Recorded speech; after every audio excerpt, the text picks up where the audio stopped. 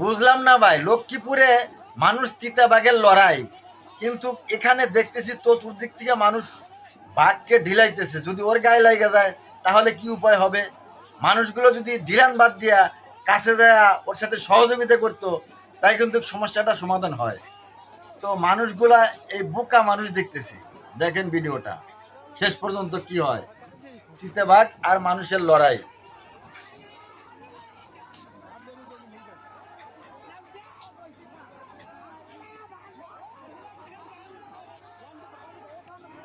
দেখছেন অবস্থাটা?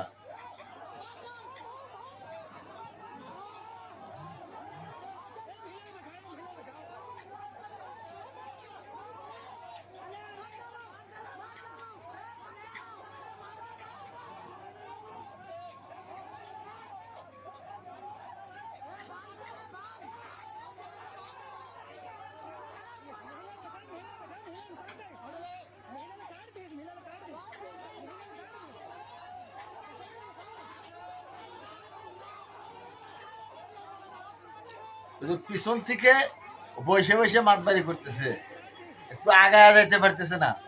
ভিডিওটি ভালো লাগলে ভাই শেয়ার করে দিবেন, অন্যকে দেখার মতন সুযোগ করে দিবেন,